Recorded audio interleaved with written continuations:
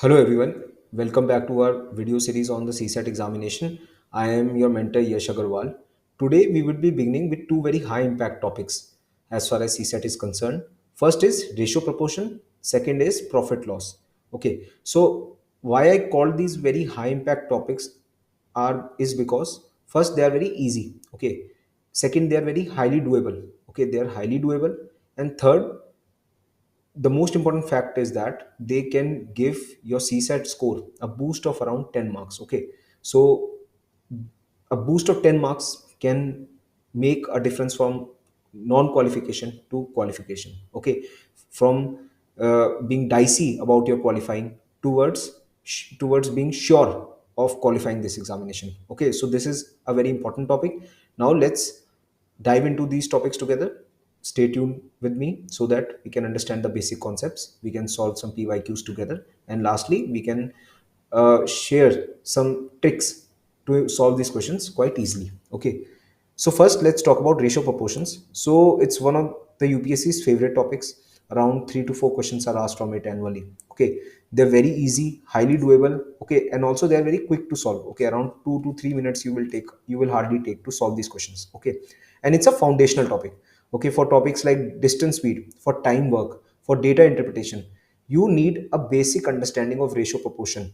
Okay, sometimes it can even become difficult to even initiate these questions. Okay, initiate the questions in these domains like data interpretation. Okay, if you don't have the basic understanding of ratio proportion. Okay, so here we have a question of time and work. Okay, and ratio proportion is very important for solving this question. Similarly, a distance speed question, which is very easy question, can only be solved if you have a little bit of understanding of ratio proportion. Okay, so that's why this topic is very foundational in nature. Now let's look at the basic concepts. Okay, and let's first understand the concept of ratio. Okay, so when we talk about ratio, what we are really doing is that we are trying to compare two quantities. What we are trying to do is comparing two quantities. Okay, so let's say I have two apples and you have three oranges. Okay, now I want to compare the number of fruits that I have to the number of fruits that you have. Then this can be written as 2 is to 3. Okay, 2 is to 3. So the ratio of apples to oranges can be written as 2 is to 3. Similarly, if I have, let's say, 5 pens and you have 10 pens, now I want to compare these. Okay, if I want to compare these quantities, then this can be written as 5 is to 10. So for every 5 pens which I have, you have 10 pens. Okay, and this can be simplified into 1 is to 2. Okay, so 5 here is divisible by 5, 10 here is also divisible by 5. If we divide both of these by 5, we will get 1 is to 2. Okay, so like fractions, these can be simplified, these ratios can be simplified. Okay, in the manner which I have done just now. So here we have 10 is to 20. 10 is to 20 is a ratio. Okay, so this can be simplified into 1 is to 2. Both of these are divisible by 10. Okay, if you have a difficulty in understanding in this manner, a, an easier manner would be to write these ratios as fractions. Okay, 2 is to 3 can be also written as 2 by 3 in a fraction format. Okay, similarly 5 is to 10 can be written as 5 by 10. Okay, can be written as 5 by 10. Okay, so like fractions, ratios can be simplified. So 10 is to 10 here, 10 is to 20 here can be written as 10 by 20, and both can be divided by 10, so it becomes 1 by 2, and this can be written as 1 is to 2. Okay, similarly 4 is to 12 can be written as 1 is to 3 because both are divisible by 4. Okay, now let's look at an application of ratio. Okay, and then through proportion we will take this application further. Okay, so let's say there is a person who reads 3 books in a week. Okay, now I want to represent his speed, the speed or the rate at which he is reading the books, into a ratio format. I want to represent it in the ratio format. Okay, so I can write it as the number of books which he reads, the number of books he reads, to the number of weeks he takes. Okay, so number of books he reads is 3 is to 1 the number of week he takes. Okay, the number of weeks he takes is 1, just 1. So his speed can be represented as 3 is to 1, 3 books to 1 week. Okay. Similarly, if he progresses in this manner, his speed can also be written as 6 is to 2. Okay. 6 books for every 2 weeks. Okay. 6 books is to 2 weeks. Okay. So this is the manner, this is an application, just little one application for ratio, how we can use ratios to represent speed. Okay. So now let's look at proportion. In a simple manner, proportion just means that two ratios are equal. Okay, whenever two ratios are equal, we call that, we say that they are in proportion to each other. Let's say I have a ratio x is to y and I have a ratio a is to b. Now, if these two are equal, then I can say there is an equal sign between these two ratios. Okay, correct. So here we know 2 is to 4 can be written as 1 is to 2. Okay, both of these are divisible by 2. So this can be written as 1 is to 2. That's why 2 is to 4 is equal to 1 is to 2. So it can be written as 1 is to 2 is equal to 2 is to 4. Okay, so the standard manner of writing this is using two columns, okay, between the first and the second ratio. Similarly, 15 is to 21 here. Okay, 15 and 21 both are divisible by 3. So 15 is to 21 can be written as 5 is to 7. Correct. Similarly, 35 is to 49. Both these numbers are divisible by 7. This can be written as 5 is to 7. So these two ratios are equal because they can be reduced into the same number. Cool. So these is proportion, this is proportion, and in proportion what we are just doing is we are just equating two ratios. Okay, we are just equating, we are saying that these two ratios are equal to each other.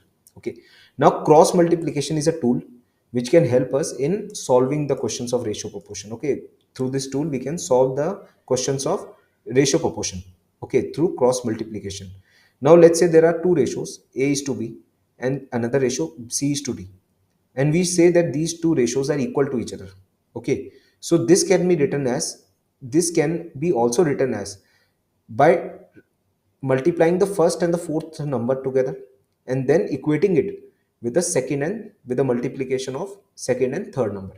Okay, so a into d is equal to b into c. Okay, so this will help us, this will really help us in solving questions. Okay, if you have a problem in learning this, in remembering this, then you can do this easily by writing them in fraction format. Okay, a is to b can be written as a by b, c is to d can be written as c by d, and now we can take d here and b here, so this will become a into d and b into c. Cool. So a into d and b is equal to b into c.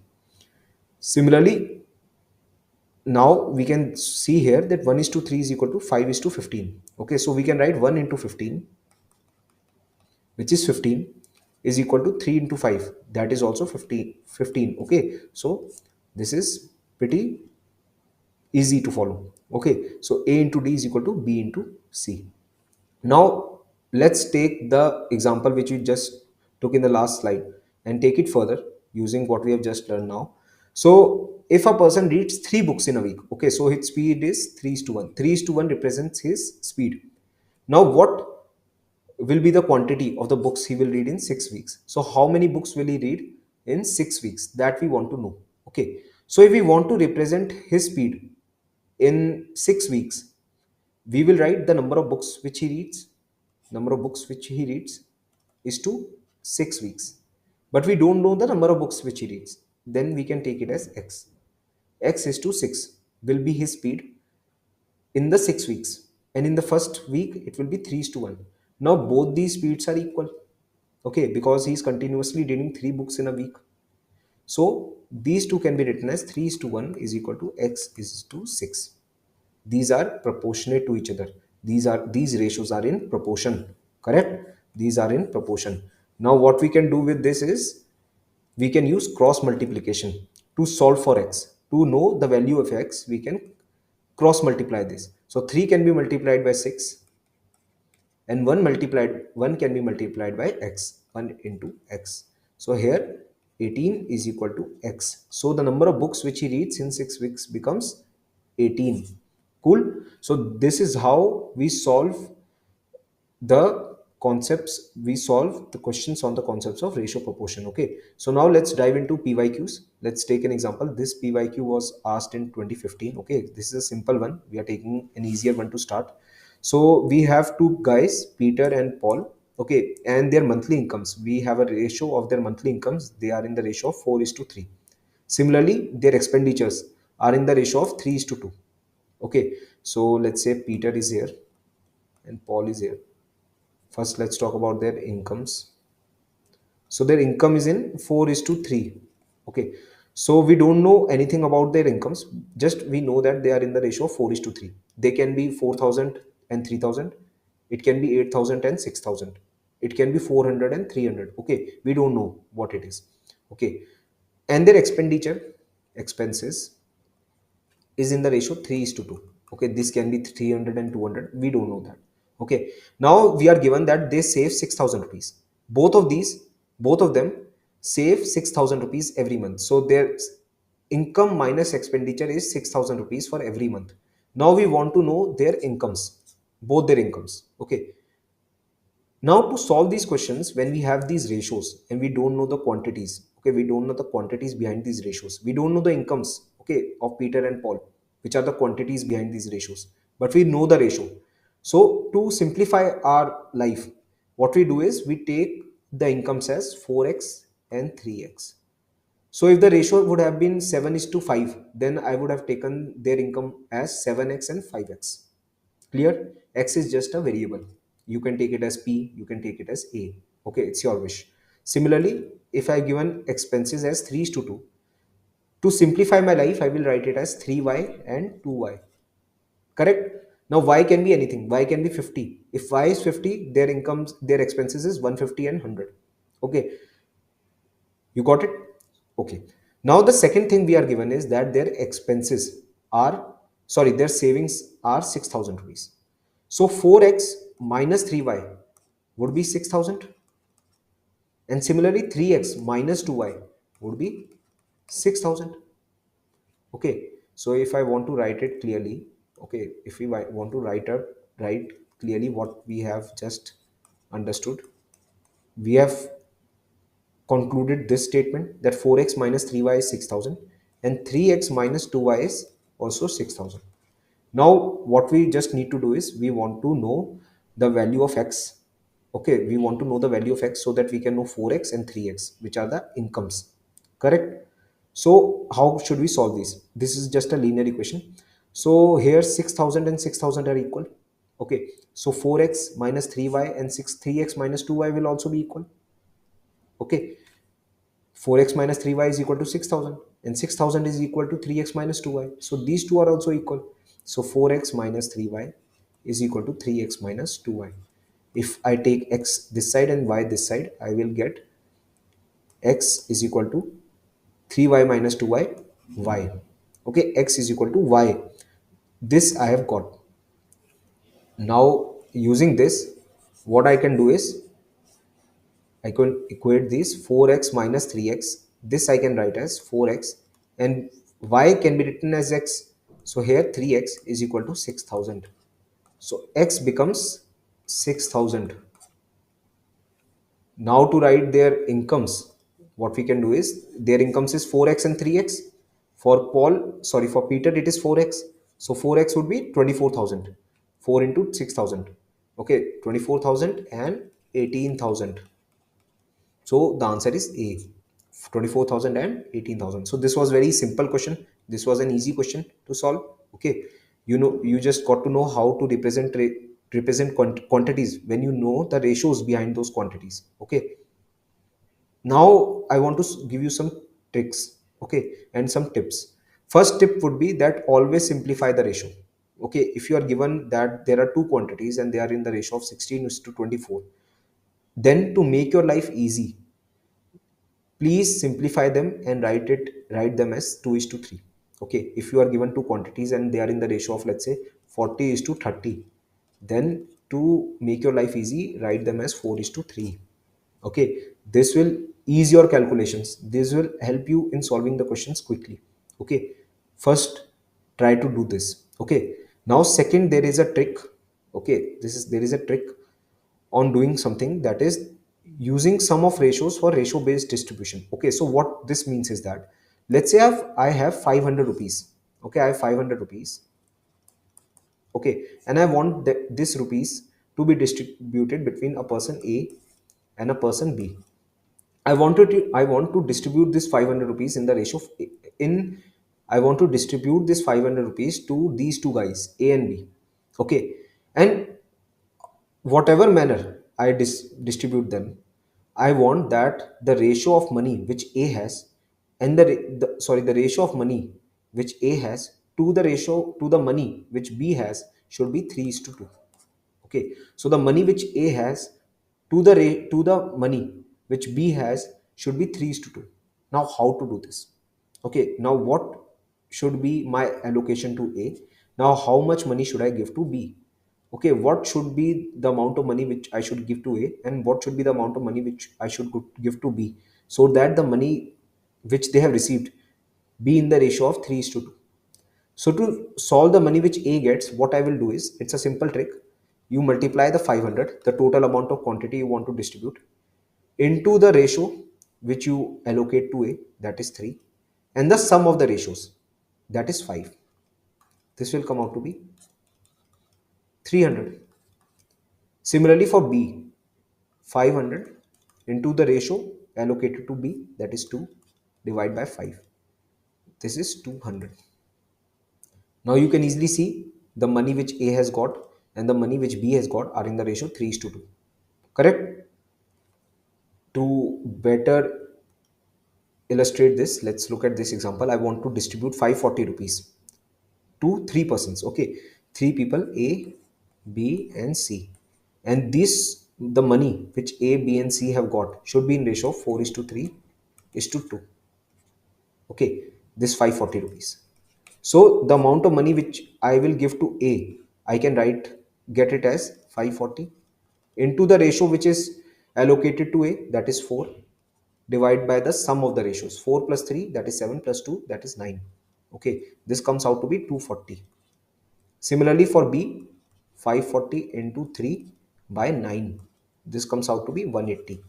And for C, this is 540 into 2 by 9, and that is around 120, I guess. Okay, so in this manner you can distribute a sum, okay, a sum into ratios, into three or more or two verticals using ratios. Okay, this will be helpful in solving the next question.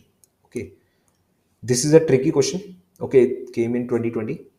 There is a bottle which contains 20 liters of liquid.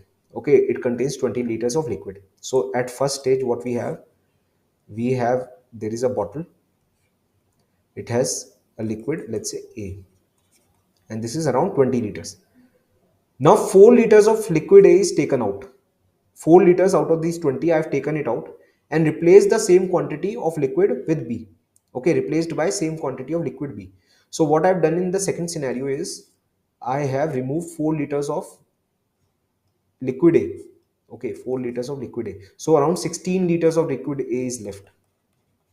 Earlier there was 20 liters, and what I'm doing is I'm replacing it with 4 liters of liquid B. Let's say B is here. This is 4 liters. Okay, now let's see what happens in the third scenario. Now let's see what happens in the third scenario. In the third scenario, again 4 liters of this mixture is taken out. Okay, this two will mix together and form some, let's say, brown color mixture.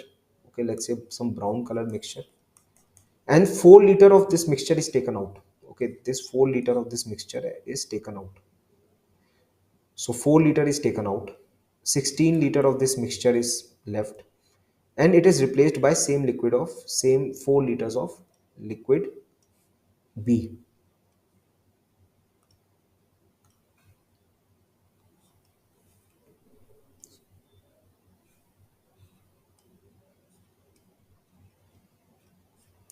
This is B, 4 liters. Now to let's follow what we have done just now. First is we took 20 liters of liquid A, then we removed 4 liters of this liquid, and we put 4 liters of B here. Okay, then we mix them up. Okay, the 20 liters of these two liquids. Then we took the 4 liter of the mixture out. Okay, we took the 4 liter of the mixture out. This mixture contains both A and B. Okay, so some quantities of A has been removed and some quantities of B has been removed. And now what we do is we add 4 liters of B again, okay, to again get the 20 liter. Now we are asked that what is the ratio of quantity of liquid A to that of liquid B in the final mixture. Okay, we are asked that. So let's see what happens. Okay, let's see what happens. Let's clear this. So we will make a table. Okay, in the first scenario we have 20 liters of A and 0 liters of B. Okay, this is the first scenario we have covered the first scenario. Now let's see the second scenario. In the second scenario we have 16 liters of A and 4 liters of B. Correct? Okay, so in the second scenario, these are in the ratio of 16 is to 4 or 4 is to 1. Okay, so the liquids are in the ratio of 4 is to 1. For every 4 units of A, there is a unit of B. So if I take 5 units of this mixture out, 4 liter or 4 units will be A and 1 unit will be B. Okay, clear? Now I am taking 4 liters of this mixture out. Now I am taking 4 liters of this mixture out. Okay, I am taking 4 liters of this mixture out and I am replacing it with B. Okay, I am replacing it with B. Okay, now let's see how much liquid A has been removed. Okay, how much liquid A has been removed. Let's see that first. Okay, so first we had 16 liters. Okay, and now I removed 4 liters in total. But for every 4 liters, how much A would be there? It would be 4 divided by 5. In every 4 liter, the amount which I will allocate to A will be written as the ratio of A divided by the sum of the ratios. Correct?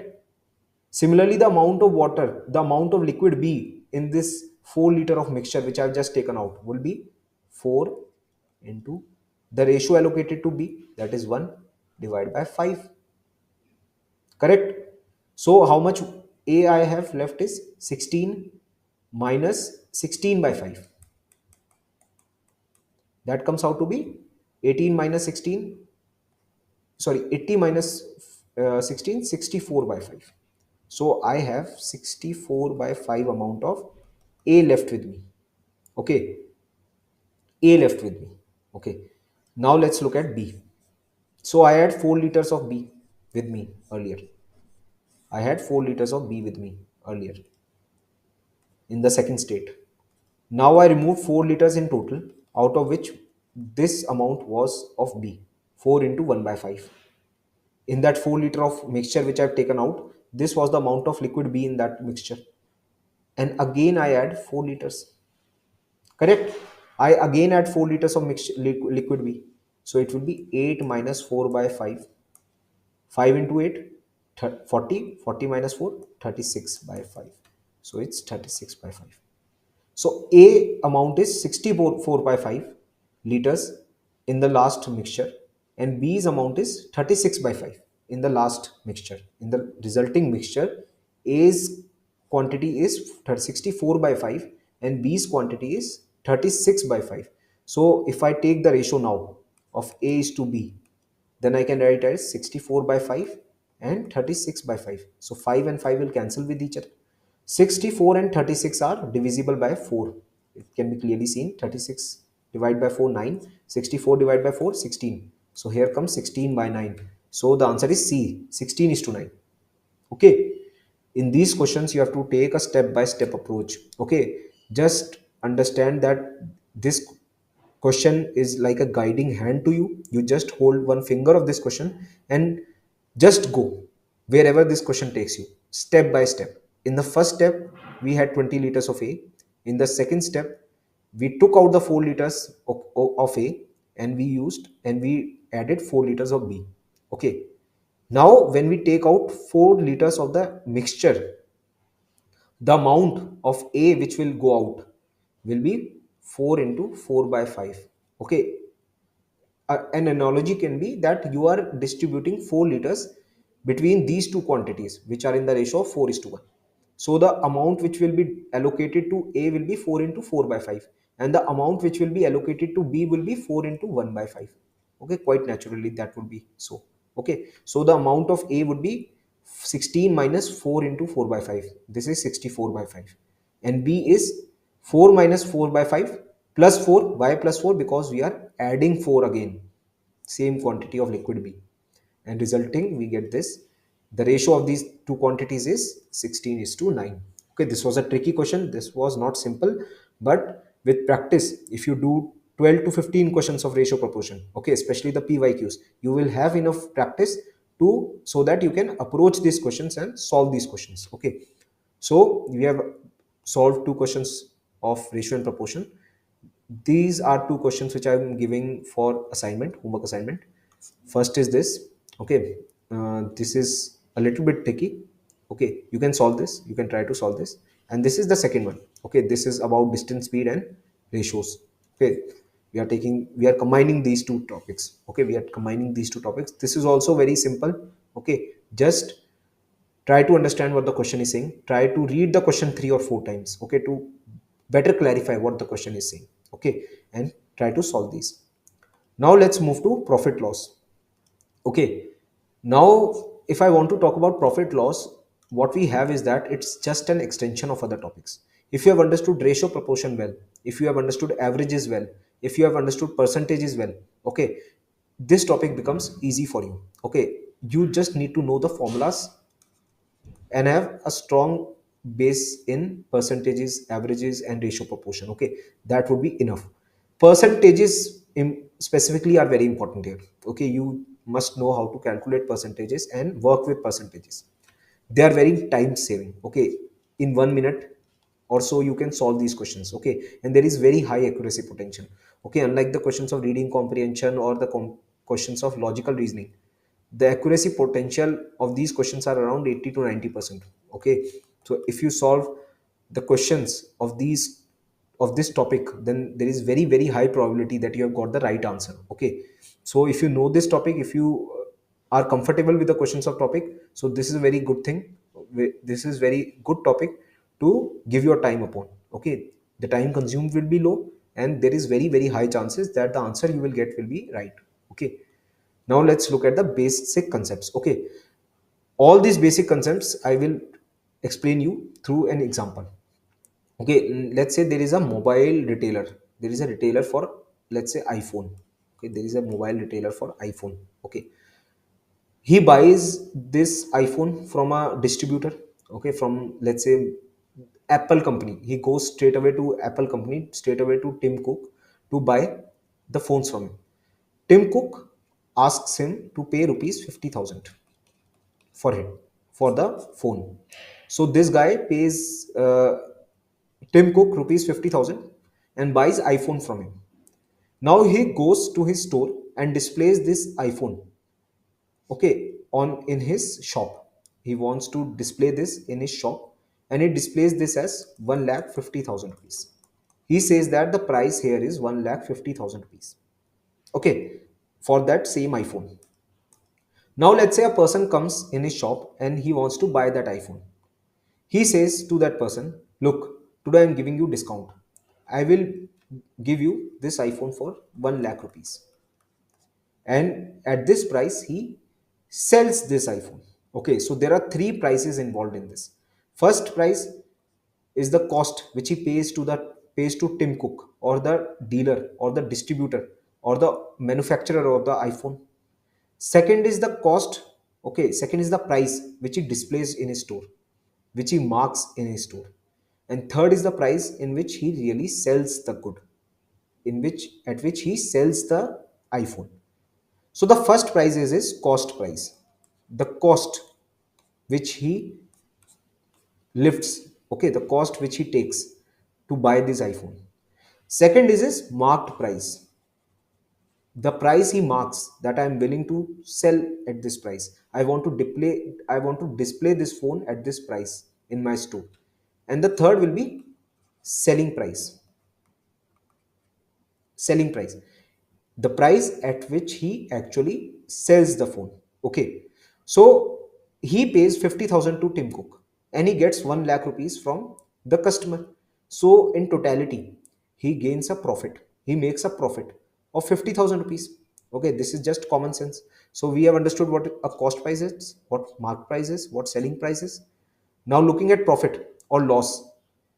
If he sells, okay, the amount for it which he sells this good is greater than the amount which he pays to the distributor. If the selling price, okay, to make our life easier, we will write selling price as SP, mark price as MP, and cost price as CP. Okay, clear? Now, if SP selling price is greater than CP, then he will incur some profit. He will gain some profit. If the price at which he sells the item is greater than the price at which he buys the item from the distributor, then he will gain a profit. Similarly, if the opposite scenario happened, that SP was less than CP, then he will have a loss. Let's say he bought the iPhone from Tim Cook at 50,000 rupees and he sells that at 25,000 rupees, then he will incur a loss. And lastly, discount. Here, his price which he marked or displayed in his store was 1,50,000, but he sold it at 1 lakh rupees. He gave a discount of 50,000 rupees. So discount we get MP minus SP. Okay, let's say you go to a store to buy a t-shirt. Okay, that t-shirt is around 1,000 rupees and the owner says that I will sell you this at 700 rupees. I will give you a discount of 300 rupees. Okay, so this is discount. You don't buy the t-shirt at the price of which is marked or which is displayed in the store. You get the t-shirt for the price after subtracting the discount from the displayed price. Okay, so I hope this is clear to you. Now let's look at the how to calculate the profit percent, loss percent, and discount percent. Okay, you just need to remember the percentages here. To calculate the percentage of profit, how much profit percentage you have, you will divide profit you have incurred with cost price and then you will multiply it with 100. Simple. You need to remember this formula. So profit can also be written as selling price minus cost price. You will subtract selling price and cost price, you will divide this by cost price and then you will multiply it by 100. Okay, similarly if you have take out loss percent, you will divide the loss by cost price and you will multiply by 100. Cost loss is CP minus SP. Why? Because CP is greater than SP in a loss making scenario. Then you will divide by CP and you will multiply it by 100. For discount percent, the formula is slightly different. You calculate the discount. Discount is the mark price minus selling price, divide by mark price into 100. Okay, these three formulas you need to know. Okay, quite easy. Okay, with this knowledge, armed with this knowledge, you can solve the majority of the questions here. Okay, now let's look at the first question. This was asked in 2020. Okay, very simple question. A person bought a car and sold it for 3 lakh rupees. He bought a car and he sold it, okay, for 3 lakh rupees. He incurred a loss of 20% in this transaction. Then how much did he spend to buy that car?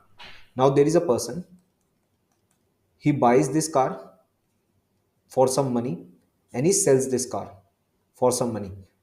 The price at which he sells is SP and the price which he pays to buy this car is cost price. So here the selling price is 3 lakh rupees.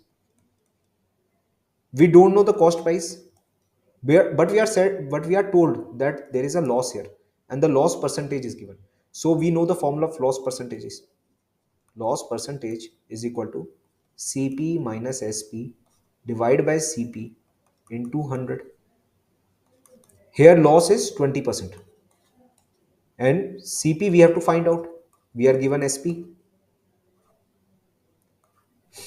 and we divide it by CP again and we multiply 100. So here calculate, we can easily calculate it. So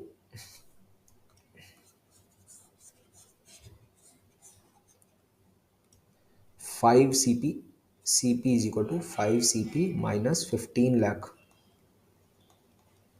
So 4 CP, if we take CP here and 15 lakh here.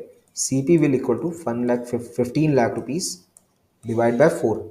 So this will come out to be 3 lakh 75,000 rupees. Okay, so this is the answer. Very, very easy MCQ. What you need to know is understand what CP is, what SP is, and then you just need to know the formula of loss percent. Okay, very easy question. Now let's move to the second question. A little bit tricky. A person allows a 10% discount for cash payment from the mark price of a toy. He says that if you give me cash now to buy this product, I will give you a 10% discount. Okay, I will give you a discount of 10%. Discount percent is 10%. And he says he still makes a 10% gain. Okay, after giving a discount of 10%, he makes a profit of 10%. Okay, now what is the cost price of the toy? What is the cost price of the toy if it is marked as 770 rupees? The marked price here is 7070.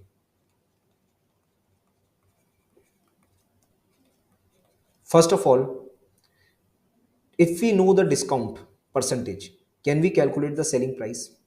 Of course we can. How? Discount percentage 10%. We know the formula of discount percentage, that is MP minus SP divided by MP into 100. Sorry, it's 100 here. So this can be written as 10 is equal to 770 minus SP by 770 into 100. Correct? So 0 can be removed from here. All these zeros can be removed. So the SP in this calculation becomes 770 minus 77. If you do the calculation, it will come out to be 693. Okay, so the selling price is 693. The mark price was 770. After giving a discount of 10%, the selling price is 693. Cool. Now you want to know the cost price. Okay, the price at which the person bought the item in the first place from, let's say, a distributor or a wholesaler, or let's say the manufacturer. Okay, but we know that he made a profit of 10%. Through the profit, we can know what the cost price will be. Okay, so here what we can do is we can use the formula for profit, that is 10% is equal to SP minus CP. Why SP minus CP? Because we have profit here, minus CP upon CP into 100. Correct? 0 can be removed from here. So to easily do it, 11 CP will equal to 693. Okay, and lastly, if we divide 693 by 11, we get 6 uh, sorry, here we will have 6930. This will be 630. So answer is C. So he bought the item for 630 rupees. If we draw it using, like, let's say we represent it visually, he bought something at 630 rupees. He marked it at 770, that was MP, and then he told the customer that I will sell you at 693 rupees, that is SP. So this is the profit he made,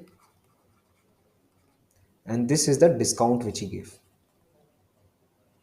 The difference here, 770 minus 693 is the discount which he gave, and here the SP minus CP is the profit he made. Okay, so here we can visualize what happened in this problem.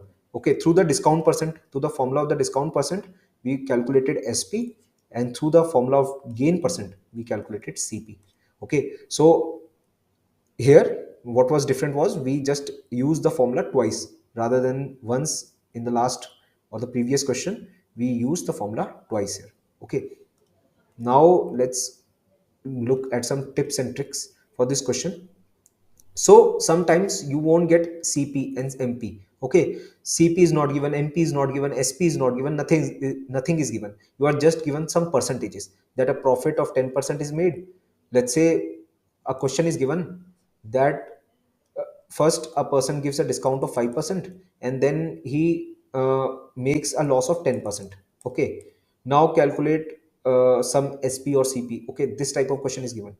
not much quantities are given here. Okay, so here what you can do is you can assume that CP or MP to be 100. This will make your life easy. Okay, I will show you in an example, okay, in a homework assignment. Okay, so what we have is Gopal bought a cell phone and sold it to Ram at 10% profit. So Gopal is here. He bought a cell phone and he sold it to Ram at 10% profit. Then Ram wanted to sell it back to Gopal at 10% loss. So Ram bought it for something, and now Ram again sells it to Gopal and Ram incurs 10% loss here. Okay, and here we have loss. Okay, now what will be the final position of Gopal? What will be the final position of Gopal if he does this? If he agrees to buy it again after Ram incurs a loss of 10%. Now, what will be the final position of Gopal?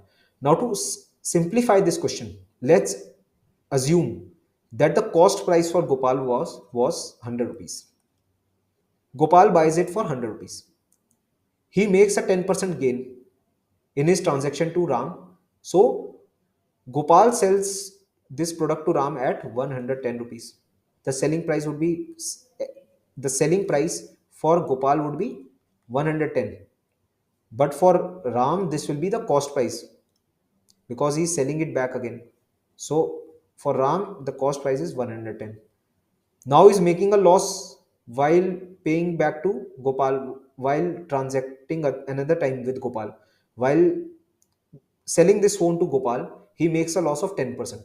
When we do a transaction and have the CPS 110 and a loss of 10%, if you just do the formula, if you just apply the formula, this amount will come to be 99 rupees.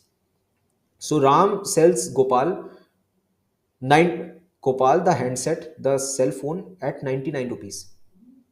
Now you can easily see what will be the Gopal's position. Okay, you just need to solve here what will be the Gopal's final position. He bought something for 100 rupees. Okay, and he sold something for 110 rupees, and he again bought it at 99 rupees. Okay, now what will be his final position, whether had he gained something out of it or not? Okay, this is very easy question for you to solve. Okay, but this has been made easier if you assume CPS to as 100. Okay, if you assume CPS 100. So this is one tip, assume CP and MP to be 100. Second, avoid the wrong base of calculation. For calculation, always remember for profit and loss percentages, the base will be CP, and for discount, the base will be MP, mark price. Okay. Thirdly, don't add discounts successively. Okay, you go to a shop and the shop owner says that first I will give you a 10% discount, and on that 10% discount I will give you a 20% discount. Okay, now let's see what happens. Okay, now to make our life easier, we will take the mark price as 100. Let's take the mark price as 100. Okay, so we follow the first trick, that mark price is 100 to make our life easier. Now we are given a 10% discount first. Through a 10% discount, if you use the formula discount percent is equal to MP minus SP by MP into 100. Okay, you use this formula. So this, if you use the formula of discount percent, the selling price will become 90 rupees.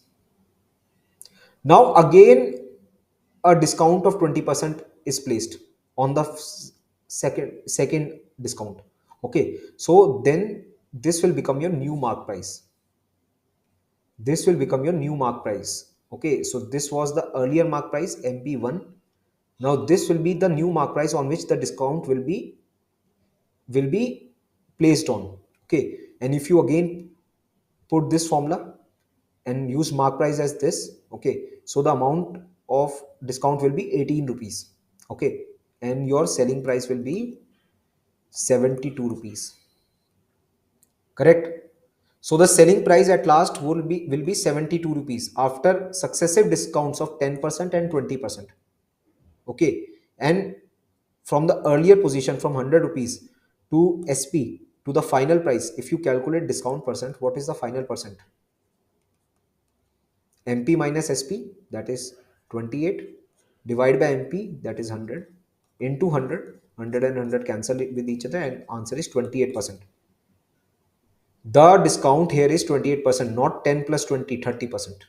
So if you are given two successive discounts, one after another, first one discount will come into effect and then second discount will come into effect. Okay, they don't come into effect together, they come into effect successively or consequently. First the first discount will come into effect and then the second discount will come into effect.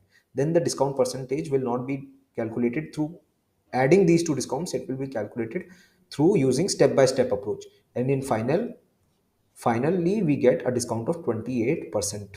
Okay, so this is very important. So these were some tips and tricks I wanted to give you.